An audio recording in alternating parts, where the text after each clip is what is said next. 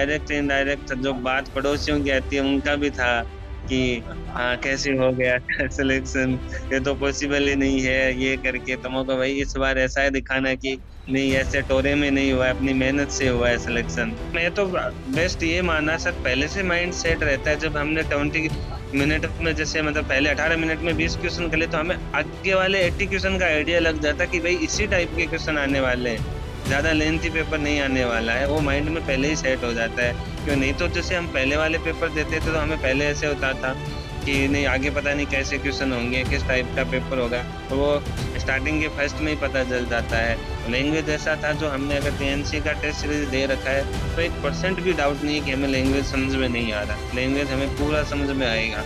बस वही है कि हमें प्रैक्टिस की जरूरत थी, और प्रैक्टिस की हुई थी तो उस बच्चे को किसी को भी ये नहीं हुआ कि मुझे लैंग्वेज समझ में नहीं आया या मुझे क्वेश्चन ही समझ में नहीं आया।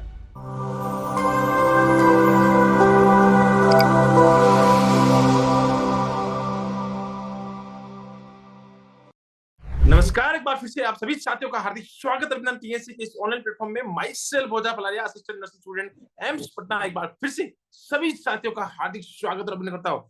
आज एक बहुत ही जबरदस्त रैंकर्स के साथ हम लोग इंटरव्यू करने वाले हैं और शानदार संघर्ष की कहानी जानने वाले हैं। किस प्रकार से एक बहुत ही बड़ी रैंक को अचीव किया जाता है और किस प्रकार से एक पड़ोसी को जवाब दिया जाता है कि हाँ, इतनी अच्छी रैंक भी लाई जा सकती है। तो सबसे पहले तो बहुत बहुत बधाई और शुभकामनाएं all India rank 8 Sunil Sihag ji को। नमस्कार सर।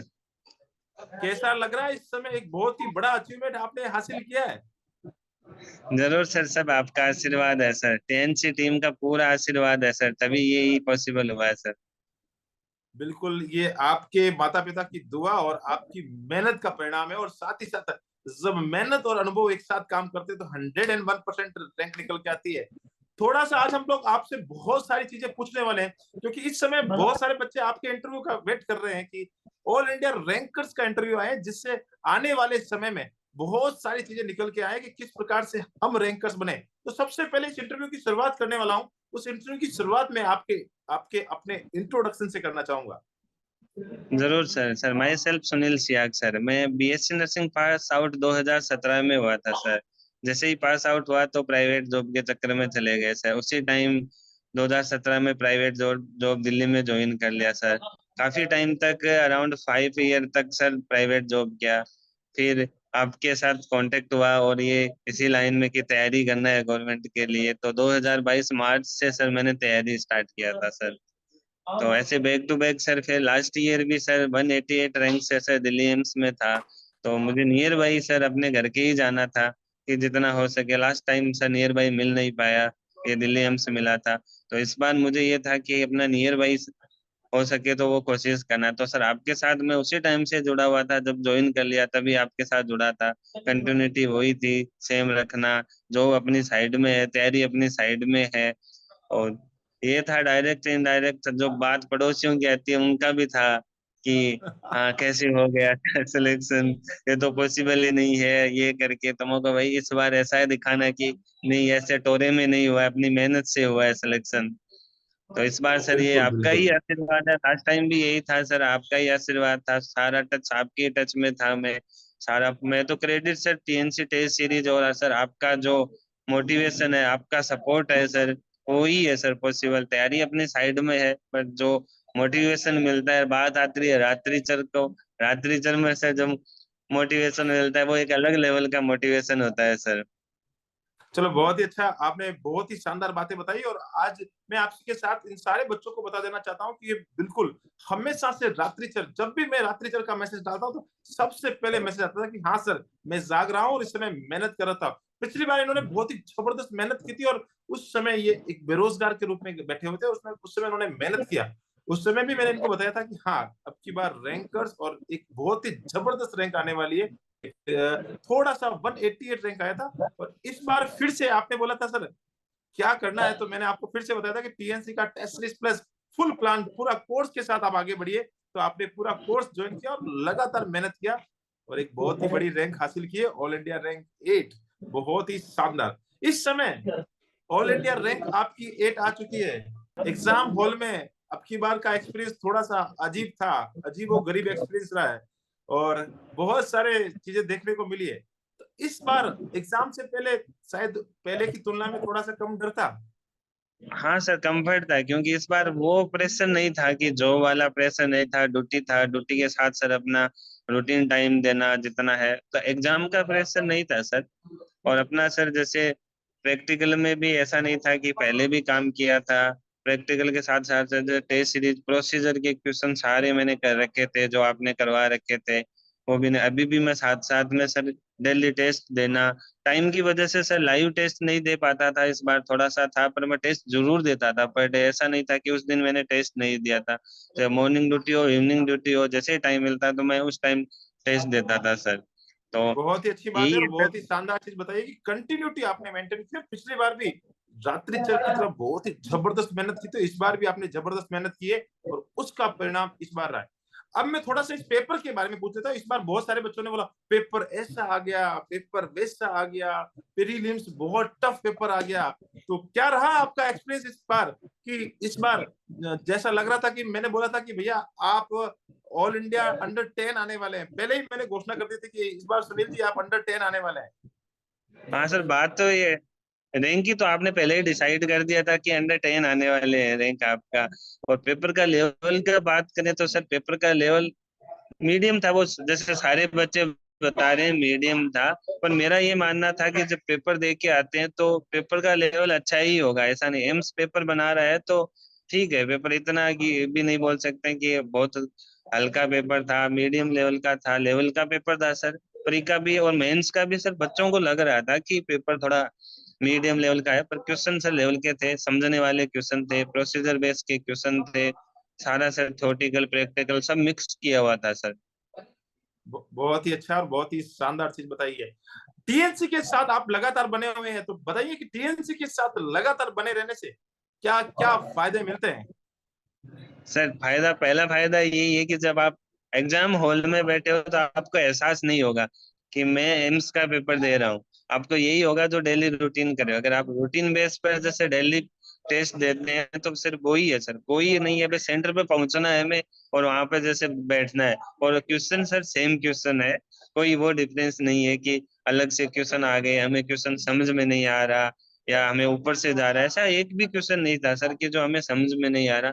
बस वो ये कि माइनस मार्किंग पर कंट्रोल करना है, तो वो हम डेली प्रैक्टिस कर रहे हैं तो वो अपने आप हो जाता है सर, माइनस मार्किंग का कंट्रोल। बिल्कुल, पिछली बार एक लैंग्वेज का सिमिलर मिल गए थे और सबसे ज्यादा क्वेश्चन आपने बोला था कि सर ये इस पेपर में से ये क्वेश्चन आया, इस पेपर में से ये क्वेश्चन आया। इस बार लैंग्वेज को मॉडिफाई किया था और लैंग्वेज मॉडिफाई करके, हाँ, टीएनसी ने पहले से ही सारे प्रोसीजर बेस्ड क्वेश्चन करवाए थे।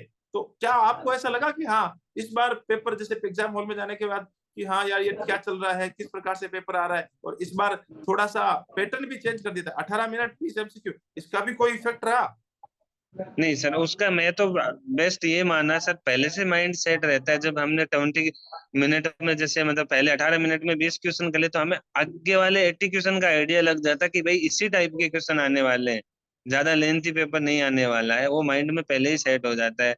क्यों नहीं तो जैसे हम पहले वाले पेपर देते थे तो हमें पहले ऐसे होता था कि नहीं आगे पता नहीं कैसे क्वेश्चन होंगे, किस टाइप का पेपर होगा, और वो स्टार्टिंग के फर्स्ट में ही पता चल जाता है। और बात रही सर कंटेंट का, कंटेंट से टीएनसी का सेम कंटेंट था, लैंग्वेज चेंज थी। जो आपने क्वेश्चन करवा रखे हैं सर, जैसे ब्लड ट्रांसफ्यूजन के आपने क्वेश्चन करवा रखे थे सर, क्वेश्चन सेम थे वहां पर, ऐसा नहीं, लैंग्वेज थोड़ा बहुत चेंज था।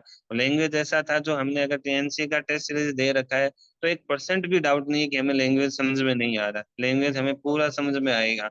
बस वही है कि हमें प्रैक्टिस की जरूरत थी, और प्रैक्टिस की हुई थी तो उस बच्चे को किसी को भी ये नहीं हुआ कि मुझे लैंग्वेज समझ में नहीं आया या मुझे क्वेश्चन ही समझ में नहीं आया।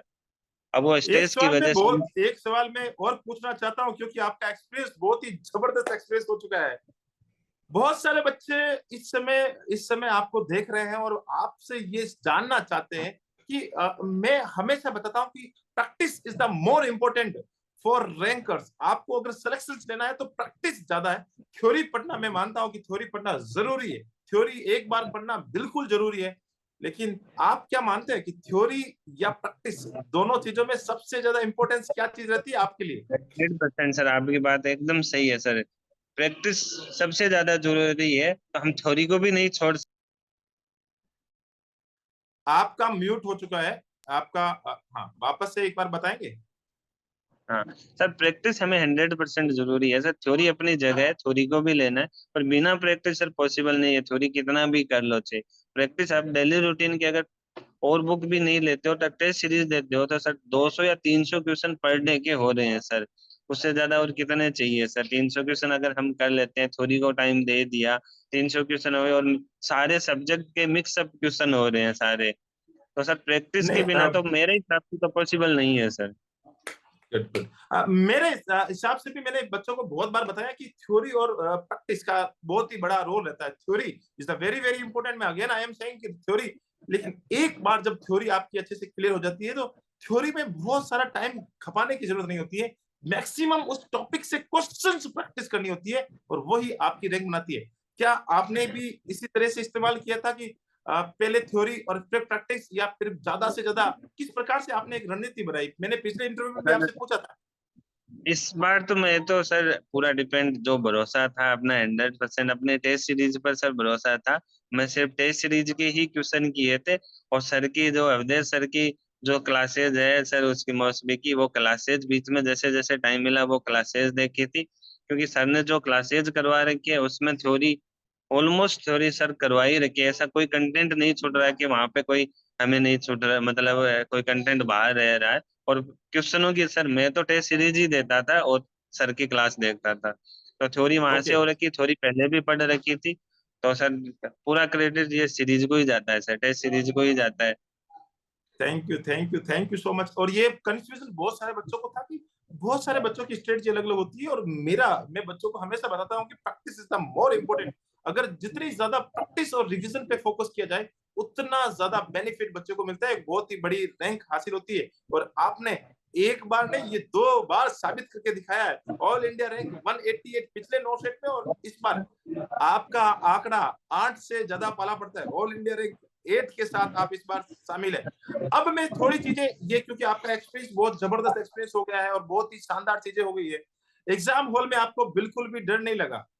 एग्जाम हॉल से वापस बाहर आ गए, बहुत सारे रिव्यूज मिलते हैं, बहुत सारे नेगेटिव पर्सनैलिटी भी मिलती है, पॉजिटिव लोग भी मिलते हैं, और बहुत सारी चीजें देखने को मिलती है। तो इस समय आपके माइंड में ये था कि हाँ यार, ये इन नेगेटिव लोगों को जवाब देना है और इन नेगेटिव लोगों जरूर को जरूर दिमाग को सर, क्लियर करना है? जरूर सर, ये था ही सर, वो पहले वाले से ही पहले यही था कि जो नेगेटिव लोग हैं जैसे आप बता रहे हैं, उनका कमेंट अलग टाइप का था कि नहीं सिलेक्शन हो गया, वो कुछ अलग तरीके से सिलेक्शन हुआ है। तो मगर हर बार तो अलग तरीके से नहीं हो सकता। एक बार कोई जिसको नहीं मानना है तो एक बार तुम सोच लो कि अलग तरीके से हो गया, पर इस बार अलग तरीके से नहीं हो सकता। हाँ, पड़ोसी पड़ोसी सबसे बदमाश होते हैं, और वो ये बोलते हैं कि हाँ, जो ये बगल का जो बच्चा है ना, वो सेलेक्ट या नकल करके सेलेक्ट हो गया, ऐसे हो गया, वैसे हो गया। लेकिन फिर से उनको दिखा दिया, भैया पिछली बार 188 थी, इस बार टीएनसी के साथ मिलके ऑल इंडिया रैंक 8 लेके आएंगे। और ये चीज मैंने आपको एग्जाम से पहले ही बता दी जब आपका रिपोर्ट कार्ड में कंटिन्यू असेस करा था, इस बार आप अंडर 10 रहने वाले हैं। और ये बिल्कुल रात्रिचर ने ये साबित करके दिखाया। अब बहुत सारी बातें उस चीज पे आ जाते हैं, सजेशंस पे आते हैं। बच्चों का इस समय आपका एक्सपीरियंस बहुत ही ज्यादा इंपॉर्टेंट रहता है कि बच्चे इस समय पढ़ रहे हैं, बहुत सारे बच्चे तैयारी करते हैं, बहुत सारी चीजें करते हैं। तो उन बच्चों के लिए आप किस प्रकार से बताएं कि टाइम मैनेजमेंट बहुत ज्यादा जरूरी है? तो किस प्रकार से आप टाइम मैनेजमेंट करते हैं प्रेशर के साथ, क्योंकि प्रेशर ज्यादा रहता है, एक तो फैमिली प्रेशर, ऊपर से जिस प्रकार से आपने बताया कि हाँ शादी वादी हो रखी है, घर गृहस्थी भी संभालनी पड़ती है, 5 साल हॉस्पिटल छोड़ा, उस 5 साल हॉस्पिटल के बाद फिर से वापस से आके तैयारी करना, सोशल प्रेशर, इतने प्रेशर होते हैं। तो इन प्रेशर को कैसे मैनेज करते हैं, ये बहुत ही बड़ा सवाल है आपसे। सर प्रेशर का यही है, पहले सबसे पहले अपने माइंड सेट होना चाहिए कि मुझे ये करना है। और जो बात रही सर पड़ोसियों का, तो सर इग्नोरेंस वाला ही एक ही इलाज है कि उनको इग्नोरेंस करो और करके दिखाओ, बस उनका तो वही है। नहीं तो उनके पास, हमारे पास कोई ऑप्शन नहीं है कि हम उनको रोक सकें सर। बात रही घर वालों की, सर घर वालों का कोई कैंडिडेट नहीं है, कोई सर बच्चा नहीं है जिसके घर वाले सपोर्ट नहीं करते। घर वालों की तरफ से सर सबका 100%, जैसे मेरे घर वालों का रहा, वैसे कोई मेरे जैसा कोई और कैंडिडेट है उसके भी सर घर वाले 100% सर उनका सपोर्ट करेंगे सर। होता है एक स्टेज आता है सर, वहां पे होता है इनडायरेक्ट इनडायरेक्ट होता है, तो उसको भी अपने लेवल पर सर हमें हैंडल करना होता है सर। फिर सर बात रही जैसे हम कि सजेशन की करें, तो सजेशन का ये सर मूल मंत्र ये है कि सर प्रैक्टिस करो, और प्रैक्टिस के टाइम सर हम जब क्वेश्चन अटेम्प्ट कर रहे हैं तो उस क्वेश्चन को सर हम अपनी लैंग्वेज में कैसे एडजस्ट करें सर। जैसे बच्चे होते हैं वो क्वेश्चन कर रहे हैं, उनको सर पढ़ा और सीधा ऑप्शन पर चले गए, क्वेश्चन को समझ में ही नहीं आ पा रहा है कि क्वेश्चन पूछना क्या चाह रहा है। पर सर यही है कि अपनी लैंग्वेज में उसको तोड़ मरोड़ लो और उसको समझ लो कि पूछना क्या चाह रहा है, और हमें सर अपना लेवल पता होना चाहिए सर। मैंने सर ऐसे बच्चे भी देखे हैं जो वो डॉक्टर लेवल तक चले जाते हैं कि हम ऐसे कर देंगे, हम ऐसे कर देंगे, बट हमारा काम क्या है सर, वो हमें एक दिमाग में होना चाहिए जब हम क्वेश्चन कर रहे हैं कि हमारा काम यहाँ तक ही है, इससे आगे हमें नहीं जाना है। वो आगे डॉक्टर्स का काम है भाई, जो करना है कुछ। तो हमें सर अपना लेवल को एक ध्यान में रखना है कि हमारा लेवल ये हम यहाँ तक कर सकते हैं, आगे के लेवल को मत जाओ, तो क्वेश्चन सर इजीली एकदम सॉल्व हो जाता है सर। बिल्कुल सही बात बोली, और आपने एक और बिल्कुल एक फैक्ट चीज बताई है कि बच्चे इतने हाई लेवल पे पहुंच जाते हैं, और इतने जो एक लेवल होता है, एक नर्सिंग ऑफिसर्स का लेवल होता है, उस लेवल को मेंटेन करना जरूरी है। और टीएनसी की टीम पूरी की पूरी ऑल इंडिया रैंकर्स से बनी हुई टीम है, और नर्सिंग ऑफिसर्स की टीम है जो लगातार एम्स में काम करती है, हर एक अपडेट को आपके सामने लेके आती है। तो ये जरूरी होता है कि किस प्रकार से पॉलिसीज बदल रही है, किस प्रकार से क्वेश्चंस पूछे जा सकते हैं, ये सारी पॉसिबिलिटीज आपके सामने लेके आते हैं। अब बात करता हूं थोड़ा सा अवधेश सर की एडवांस सीरीज के बारे में, जो हमने बिल्कुल फ्री ऑफ कॉस्ट दे रखी है। वीडियो एमसीक्यू में हमने बहुत सारे क्वेश्चन सोल्व करवाए थे, लेकिन इस बार हमने फ्री ऑफ कॉस्ट दी है एडवांस सीरीज, जो कि यूट्यूब पे दे रखी है। वैसे मैं आपसे दो चीजें पूछना चाहूंगा कि लगातार यूट्यूब पे जो लाइव क्लासें होती है, बहुत सारे चैनल्स होते हैं, बहुत सारी चीजें होती है, उसको आपने किस प्रकार से देखा, और किस प्रकार से आपने एडवांस सीरीज को देखा, कि समय किसको ज्यादा दिया है? सर जो अदर जो भी है सर उसके तो मैं टच भी नहीं किया सर। मैं तो सिर्फ सर एडवांस सीरीज को देखना था, जैसे ही मुझे टाइम मिल रहा है सर उस टाइम में मैं अपना एडवांस सीरीज देखूंगा। दूसरी चीज जैसे मैं जो लाइव क्लासेस चलती हैं, 2-2 4-4 घंटे की लंबी क्लासेस चलती हैं सर, मैं उनमें कभी नहीं सर ऐड हुआ सर। कभी मैंने उनकी ना कुछ भी चीजें देखी। बहुत सारा मैंने खुद का अपना एक पर्सनल व्यू पॉइंट निकाला कि वहां पे क्या नुकसान होता है सर। बहुत सारा है टाइम वेस्टिंग का, बहुत सारी चीजें होते हैं जो लोग अपना लाइक वगैरह बढ़ाने के लिए कुछ चीजें कुछ बताते हैं, फिर आगे जाके कुछ निकलता है। और ये तो सर किसी को नहीं पता कि एम्स मान क्या रहा है, वो हमारा ये भी हम नहीं बहुत सारे हैं जो एक टॉपिक को या एक पर्टिकुलर सब्जेक्ट को प्रायोरिटी देते हैं कि इससे ये पूछा जाएगा, इतना परसेंट पूछा जाएगा। मेरे हिसाब से सर मैंने इतने पेपर दे लिए, कोई सब्जेक्ट को हम इतना प्रायोरिटी नहीं दे सकते कि उसमें सब कुछ मतलब उसी पे आएगा सर। एम्स है कुछ भी पूछ सकता है, इसलिए हमारी तैयारी पूरी एक लेवल की होनी चाहिए। जैसे आपका सर एक पेपर होता है, टेस्ट सीरीज का पेपर होता है, तो उसमें एक चीज का किसी चीज को प्रायोरिटी नहीं दिया जाता, मिक्सअप दिया जाता है। जब आप लास्ट 100वें क्वेश्चन तक पहुंचोगे तो अपने सारे 25 सब्जेक्ट है उसमें पूरे घूम फिर के आ जाओगे। तो वो हमारा लेवल भी चेक होता है कि भाई हमारी तैयारी कितनी है। अब एक सब्जेक्ट के पीछे पड़ गए तो वहां पे तो सर फिर वही सब्जेक्ट के पीछे, इस बार साइकेट्रिक पूछ लिया, बहुत बहुत सारों का कमेंट था कि साइकेट्रिक नहीं पूछता, इस बार साइकेट्रिक पूछ लिया।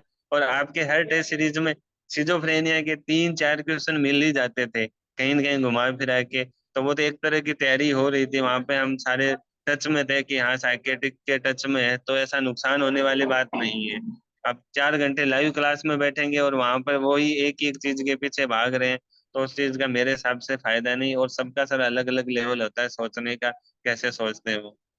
एडवांस सीरीज के बारे में क्या राय है, उसके बारे में बताइए, जो कि हम लोग एडवांस सीरीज का लाइव, मैं फिर से बता रहा हूँ, मैं बिल्कुल उसको लाइव, अवधेश सर ने बोला लाइव नहीं चलाना, मेरे पास समय नहीं है, मैं क्योंकि बहुत ही बिजी लाइफ रहती है, इसलिए वो प्रीमियर करके छोड़ देते हैं कि जब भी टाइम मिले तब देखो।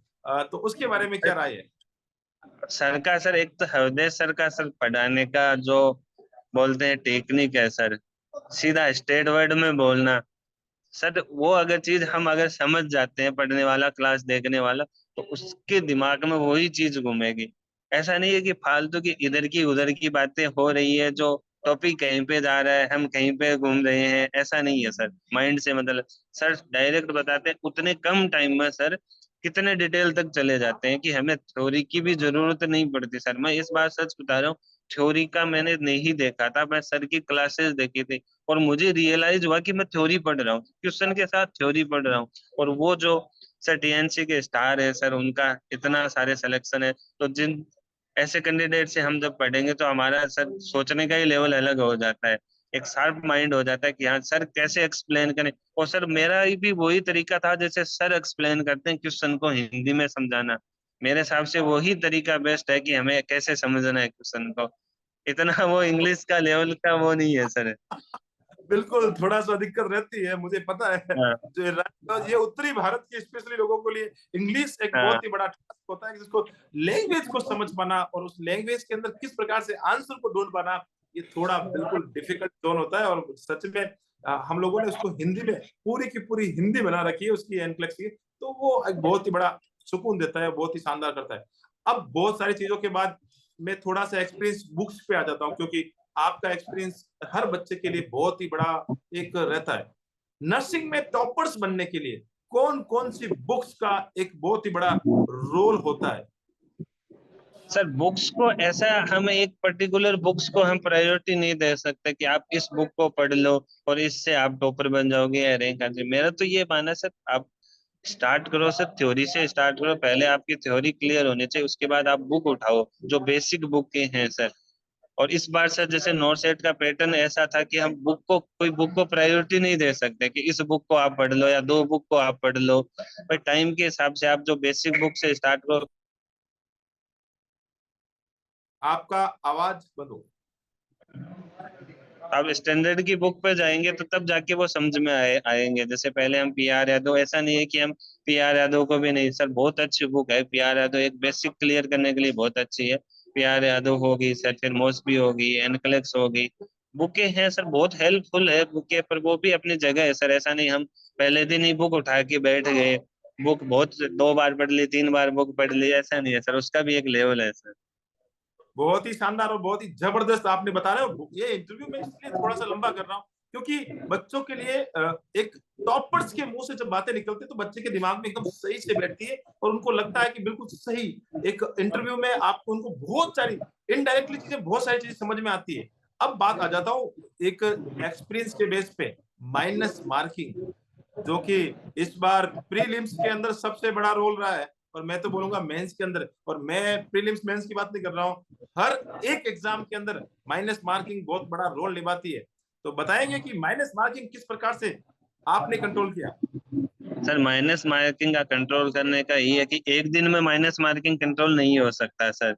वो जैसे दिल्ली का हम टेस्ट देते हैं तो स्टार्टिंग में सर, जैसे मैंने टेस्ट सीरीज स्टार्ट किया तो मेरे 30-35 क्वेश्चन गलत होना, और एक दिन ऐसा आया कि मैं 5-7 क्वेश्चन में आ गया कि 5-7 क्वेश्चन गलत हो रहे हैं मेरे। तो वो एक प्रैक्टिस का ही है, और वो भी सर डिपेंड करता है कंटेंट पे भी कि हमें कंटेंट कैसा मिल रहा है। अब हम कोई टेस्ट सीरीज ऐसी ज्वाइन करें जो हमें बुक से पूरा सेम टू सेम बुक से मिला, हमने पहले बुक के सॉल्व किए, फिर हम वो टेस्ट सीरीज दे रहे हैं, तो वहां पे तो हमारी माइनस मार्किंग सर कंट्रोल में हो जाएगी, हमें लगेगा कि हम अच्छे से कर रहे हैं। पर जो लेवल होता है सर, वो कोई भी बच्चा उसे जब ये टीएनसी की टेस्ट सीरीज देगा, शायद एक दिन 2 दिन उसको ऊपर से जाएगा या कुछ समझ में नहीं आएगा, पर एक टाइम आएगा अगर वो कंटिन्यूटी रखेगा। मैं तो ये बोलता हूँ अगर वो 20 दिन भी कंटिन्यू टेस्ट दे लिया तो उसको समझ में आ जाएगी माइनस मार्किंग कैसे कंट्रोल करना है। तो बहुत ही प्रैक्टिस शानदार का तरीका ही है बताया सर। और सही बात बोली है कि टीएनसी शुरुआत के 1 2 5 7 दिन तो समझ में नहीं आती है कि चल क्या रहा है क्योंकि चल क्या शुरुआत रहा में है। जब पेपर देते तो एक बहुत ही जबरदस्त रैंक गिरावट में आती है। अब मैं ये चाहता हूँ कि आपसे बहुत सारी चीजें पूछ रहा हूँ तो ये सारी चीजें हम लोग नए नए क्वेश्चंस हमेशा बनाते रहते हैं बहुत सारे क्वेश्चंस मेक करते हैं कभी ऐसा नहीं लगा कि ये टीएनसी वाले परेशान कितने क्वेश्चन बनाएंगे कितने क्वेश्चंस नए नए इतने लेवल के क्वेश्चन लेके आते हैं तो आप जब टेस्ट देते थे कि यार ये क्वेश्चन और नया आ गया ये क्वेश्चन और मजा आ गया कैसा फीलिंग आता था। क्वेश्चन का सर जैसे आपका लेवल, पेपर का लेवल है सर, पेपर देख के मतलब एक अलग टाइप का इंटरेस्ट आता है कि हाँ चलो हमें अच्छा क्वेश्चन। पर जैसे सप्ताह में एक पेपर ऐसा आएगा बीच में जो हिलाने वाला पेपर आएगा, जैसे कंटिन्यू अगर हम 7 पेपर दे रहे हैं, बीच में एक दिन ऐसा पेपर, वो सर जरूरी भी है। ऐसे टाइप के जैसे पेपर जरूरी भी है सर, हमें हमारा लेवल का पता होता है सर, जैसे हम कंटिन्यू पेपर दे रहे हैं, अच्छी रैंक आ रही है, माइनस मार्किंग पर हमारा कंट्रोल है। अब बीच में जैसे एक दिन ऐसा पेपर आ गया कि हाँ उसमें हमारा पूरा सिस्टम गड़बड़ाइज गया, तो उसलिए हमें एक पूरा अलग तरीके का, पूरा भेजा हिल जाता है। वो फिर सर हमें उसके लिए हमें सोचने के लिए मजबूर हो जाएंगे कि हमें अब क्या करना है। ऐसा अगर बाई चांस ऐसा पेपर भी आ गया तो हमें उसके लिए क्या करना है। तो हम फिर अपना लेवल बढ़ाना है सर। जैसे हम अलग टाइप का, ठीक है, क्वेश्चन है उनकी बहुत ज्यादा प्रैक्टिस करनी है कि हमारे जैसे बीच में आता है कई बार साइकियाट्री का पेपर आ जाता है या मिक्सअप 10-15 क्वेश्चन साइकियाट्री के आ जाते हैं, वो कंटिन्यू पढ़े हुए क्वेश्चन है फिर भी गलत होने लग जाते हैं। तो उसके लिए हमें फिर कि हाँ, मैं एक बार थोड़ा सा थ्योरी की रिवीजन की जरूरत है, हम एक बार थ्योरी का रिवीजन कर लें। तो सर हम सेल्फ एग्जामिनेशन ऐसे ही कर सकते हैं। अगर हम एक बार थ्योरी को पढ़ के छोड़ दिया, हमें लगेगा हाँ भाई हमें पूरी थ्योरी आ रही है, मेरी थ्योरी क्लियर है, पर वो बुक से क्वेश्चन करेंगे, वो हमारी पहले से पढ़ रखे हैं या हम पढ़ रहे हैं तो वो हो जाते हैं। पर जैसे आपके लेवल के क्वेश्चन आते हैं सर, वो क्वेश्चन मजबूर करते हैं, नहीं भाई तुम एक बार थ्योरी की जरूरत है, तुझे थोड़ी और जरूरत है, थ्योरी पढ़ो। तो वो और एक अलग सबसे बड़ी लेवल बात का। ये होती है कि क्वेश्चन से ही आपकी थ्योरी क्लियर होती है। अब एक हाँ टॉपिक है, उसको आपने पढ़ लिया और उसको उस टॉपिक को पढ़ने के बाद हर बच्चे को ऐसे ही लगता है। हर बच्चे को लगता है कि हाँ मेरी थ्योरी बहुत मजबूत है, मुझे रिवीजन बहुत अच्छे से आता है। जब क्वेश्चंस जब सामने आते हैं, क्वेश्चंस नई लैंग्वेज में सामने आते हैं, घुमा फिरा के क्वेश्चन पूछा जाता है, बच्चे को लगता है कि यार मुझे तो कुछ भी नहीं आता है। इसलिए practice is the very very important. ये बात आपने बहुत ही आज फोकस किया है और बहुत ही शानदार बात बताई। अब सबसे लास्ट में मेरा एक सवाल, ये जो कि रामबाण सवाल होने वाला है और बहुत ही जबरदस्त क्वेश्चंस है। आपने दो दो बार रैंकर्स, एक बहुत ही जबरदस्त रैंकर्स और पड़ोसियों को ऐसा जवाब सीधा सिक्स लगाया उनके मुंह पे कि भैया ऐसे नहीं आती रैंक, टीएनसी के साथ मेहनत की है, रात्रि चर बन के मेहनत की है, और उस रैंक का परिणाम जो इस समय आप देख पा रहे हैं, वो अभी तो पड़ोसी तो चुप ही होंगे लेकिन फिर मिठाई जरूर खिलाना है, छोड़ना नहीं है। मिठाई जरूर खिला के आना है। अब मैं एक चीज और पूछना चाहता हूँ लास्ट में, ये कि जाते जाते आप अपना एक बेस्ट सजेशंस उन बच्चों को दीजिए जो इस समय तैयारी कर रहे हैं। सर, बेस्ट सजेशन यही है, पहले अपना माइंड सेट होना चाहिए कि हमें ये करना है। बीच में ऐसा टाइम आता है, उस टाइम हम अब ट्रैक से हट जाते हैं। ऐसा नहीं हो भाई, बहुत सारे बच्चे सर रिपीटर्स होते हैं जो एक बार ट्रैक से नहीं हुआ तो अपने ट्रैक से हट रहे हैं। पर अपना माइंड सेट करना है, बैठ के आराम से सोचना है भाई हमें लास्ट टाइम मैंने क्या मिस्टेक की, मैं क्या चीजें नहीं पढ़ी, या मैं पढ़ के सब कुछ गया था, पर अटेम्प्टिंग के टाइम मैंने शायद गलती कर दी, क्वेश्चन को मैं सही नहीं समझ पाया, एम्स पूछना कुछ आ रहा है मैं समझ कुछ रहा हूँ। तो सर मेरा तो ये माने कि आप क्वेश्चन जो पूछना चाह रहा है उस पर आप फोकस करो कि भाई पूछना क्या है, हमें वो क्वेश्चन समझ में आ रहा है या नहीं आ रहा है। हम जल्दीबाजी में या फ्रेशर की वजह से हम उसका कुछ और मतलब निकाल लेते हैं। और सर एक वर्ड्स में भी अगर क्वेश्चन में उस वर्ड का अगर और मतलब निकल गया तो आगे वाले ऑप्शन का हम कुछ और ही मतलब समझेंगे, और वो क्वेश्चन हमें लगेगा कि हाँ मैं क्वेश्चन मेरा सही है किया है, और वो क्वेश्चन रॉन्ग हो जाता है। रॉन्ग हो गया, माइनस मार्किंग में चले गए क्वेश्चन, और लास्ट में वही होता है कि मैं पेपर तो अच्छे से करके आया पर मेरे ज्यादा गलत हो गए, उस वजह से मैं 1 नंबर या पॉइंट से, बहुत सारे प्रीलिम्स में थे जो बच्चे पॉइंट से रहे थे, वो बोलते अगर मेरा एक क्वेश्चन सही हो जाता या एक क्वेश्चन मैं अगर अटेम्प्ट नहीं करता तो मेरा प्री क्लियर हो जाता। तो वो सर मेरे हिसाब से यही है कि उनका क्वेश्चन जो समझने का जो टेक्निक है वो कहीं न कहीं उनमें कमी है कि वो कुछ अलग समझ पाए, या जल्दीबाजी में या थोड़ा स्ट्रेस की वजह से कि वो हाँ मैं सम क्वेश्चन को कुछ किया और आंसर कुछ हो गया, पूछना कुछ आ रहा था। सर वही है सर, अच्छे से डेली प्रैक्टिस करो। जैसे आपके टेस्ट सीरीज के 200-300 क्वेश्चन होते हैं, वो अगर हम डेली बेस पर सर अगर हम अच्छे से प्रैक्टिस करेंगे तो हमारा ये जो आप सवाल पूछ रहे हो उसका आंसर हमें उसी टाइम मिल जाएगा कि हाँ इसका कितना फायदा है, कि हम माइनस मार्किंग कैसे कंट्रोल करेंगे। और जब बच्चों का रैंक्स आता है सर, आपका डेली बेसिस पर रात को रैंक मिलता है कि मैं आज इस लेवल पे हूँ, तो सेल्फ ऑब्जर्वेशन का कितना अच्छा सर वो एक बोलते हैं मेथड है कि हमें खुद समझ आए, मैं इतने बच्चों में 25,000 बच्चों में मैं आज मैं यहाँ पे हूँ, कल मेरे को इससे अच्छा आना है। जैसे मैं सर मैं करता था, मेरी रैंक मैं एक पेज पे लिखता था कि आज मेरी इतनी रैंक है, जितनी भी, कल मेरे को इससे ऊपर जाना है। अब 10 दिन में मैं इवैल्यूएशन कर लूं कि हाँ मेरा इतना है भाई, इस लेवल तक मैं अभी गलत ट्रैक पे नहीं हूँ, मतलब मेरी स्टडी बराबर चल रही है, एक पेज पर लिख लिया कि इस मेरा वीक में इतनी रैंक रह रही है, मेरी अच्छी रैंक की तरफ भी है, तो हमें एक अलग तरह का सर एक कॉन्फिडेंस आता है कि हाँ मैं जो पढ़ रहा हूँ अच्छा पढ़ रहा हूँ।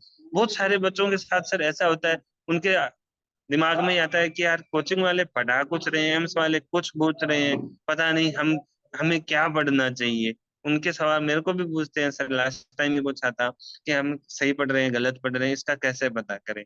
तो इसका तो पता ही है सर, डेली बेसिस पे, एक दिन में ये नहीं, कोई भी लिख के नहीं दे सकता कि आपको ये पढ़ना है, इसके अलावा नहीं पढ़ना।